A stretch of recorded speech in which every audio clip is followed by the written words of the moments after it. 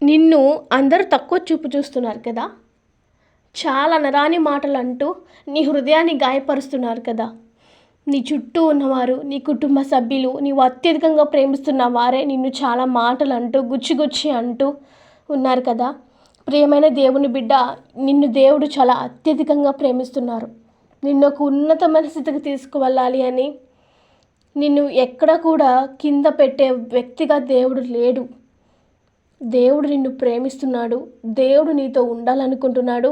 దేవునికి నువ్వు పూర్తిగా ఒబే అయిపోయి ఉంటే దేవుడు నీకు కావలసినవన్నీ సమృద్ధిగా ఒక్కొక్కటిగా నీకు అనుగ్రహిస్తారు. ఇదిగో నీకు ఈరోజు దేవుడు నీతో చాలా స్పష్టంగా ఒక విషయం బాగా మాట్లాడుతున్నారు. ఇదిగో ఇప్పటిదాకా నువ్వు కన్నీరు కార్చావు, ఇప్పటిదాకా నువ్వు దుఃఖంతో మునిగిపోయి ఉన్నావు.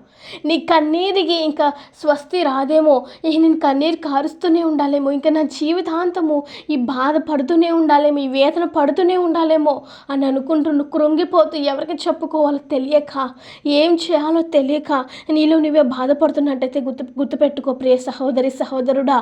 ఈరోజు దేవుడు నీతోనే మాట్లాడుతున్నారు. ఈరోజు దేవుడు నా ద్వారా మీతో మాట్లాడుతున్నారు. ఏంటంటే, ఇదిగో నువ్వు ఒంటరిగా కారుస్తున్న కన్నీరు ఎవరూ చూడట్లేదని నువ్వు అనుకుంటున్నావేమో. నా కన్నీరు ఎవరు చూడట్లేదు, ఈ బాధ ఎంతకాలం తట్టుకోవాలి, ఇంకెంతకాలం ఈ కష్టాలు, ఇంకెంతకాలం ఈ కన్నీరు, ఇంకెంతకాలం వీళ్ళ చేతిలో మోసపోతాను, ఇంకెంతకాలము నేను ఈ కన్నీరు కారుస్తూ మరి ఇలా వెర్రితనంగా, ఇలా పిచ్చితనంలో నేను జీవించాలి, నన్ను ప్రేమించిన వాళ్ళు నన్ను దూరం చేశారే అని మోసపోయి ఉన్నావేమో, నిన్ను బాధ పెట్టి ఉన్నారేమో. ఎంత నీతి నిజాయితీగా ఉన్నా నీకు తిరిగి అవమానమే జరిగిందేమో, అన్యాయమే జరిగిందేమో. కానీ దేవుడు చెప్తున్నాడు, నీతి గల దేవుడను నేను కాబట్టి నీవు నా యందు విశ్వాసం ఉంచి, నువ్వు నిలకడగా నా యందు విశ్వాసం ఉంచి ఉన్నప్పుడు నేను నీకు తోడుగా నిలబడతాను, నీ పక్షాన్ని నేను యుద్ధము చేస్తాను అని దేవుడు చెప్తున్నాడు. నిన్నెవరైతే బాధ పెట్టారో, నిన్నెవరైతే గేలి చేశారో, నిన్నెవరైతే ఇబ్బందికరమైన మాటలు మాట్లాడారో వారందరి ముందు దేవుడు నిన్ను హెచ్చిస్తాడు. కాబట్టి సహోదరి సహోదరుడా, ఒక్కదానివే రూమ్లో తలుపేసుకొని ఏడవలసిన అవసరం లేదు. ఒక్కదానివే వాష్రూమ్లోకి వెళ్ళిపోయి బాధపడాల్సిన అవసరం లేదు. ఒక్కదానివే 4 గోడల మధ్య నువ్వు కన్నీరు కారుస్తున్నావేమో, కానీ దేవుడు నలుగురు చూస్తుండగానే నిన్ను హెచ్చిస్తాడు. నిన్నెవరైతే నువ్వు ఇలాంటి దానివి, నీ స్థితి ఇది, నీ లెవెల్ ఇది అన్న వాళ్ళ ముందే దేవుడు నీ స్థితిని ఘనపరుస్తారు, నీ స్థితిని ఒక ఉన్నతమైన స్థితికి తీసుకువెళ్తారు. కాబట్టి ఇటువంటి స్థితులను బాధపడకుండా, ఇటువంటి పరిస్థితిలో, ఇటువంటి భయంకరమైన బాధలు ఉన్నటువంటి స్థితులను నువ్వు కృంగిపోకుండా ధైర్యంగా నిలబడు. ఇదిగో ఈ యొక్క వీడియో వింటున్న మీరు, ఈ యొక్క ఆడియో వింటున్న మీరు ఒకసారి స్క్రీన్ మీద చూస్తే అక్కడ మీకు రోజెస్ కనిపిస్తున్నాయి కదా.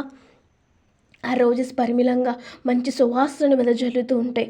అట్టి విధంగానే మీ జీవితంలో కూడా మంచి సువాసన వెదజల్లేటువంటి రోజులు, మంచి రోజులు రాబోతున్నాయి. దేవుడు మీకు అవి ఇవ్వబోతున్నాడు. అవి మీరు రిసీవ్ చేసుకోవాలంటే పడిన చోటే ఉండకూడదు, లెగాలి, నిలబడాలి, స్టాండర్డ్గా ఉండాలి. ఎవరో ఏదో అన్నారు అనుకుంటూ అలా కూర్చోకూడదు. పడిన చోట నుంచి లెగిచి, దేవా నేను ఉన్నాను, నన్ను లేవనెత్తినందుకు నీకు వందనాలు, నన్ను హెచ్చించి ప్రభువా, నీతోనే ఉంటాను, నా జీవితాన్ని నీ చేతులకు అప్పగిస్తాను అని నీవు అన్నప్పుడు ఆ యొక్క రోజెస్ ఎలా అయితే మంచి సువాసన వెదజల్లుతాయో నీ జీవితంలో కూడా క్రమక్రమంగా నీ జీవితంలో దేవుడు అద్భుతాలు చేయడము ప్రారంభిస్తారు.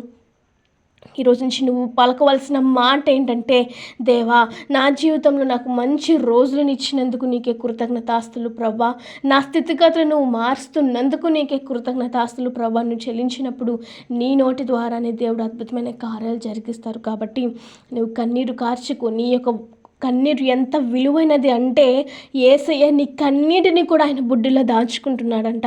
కన్నీటిని కూడా ఆయన బుడ్డిలో దాచుకుంటున్నాడు అంటే ఎంత విలువైనవి.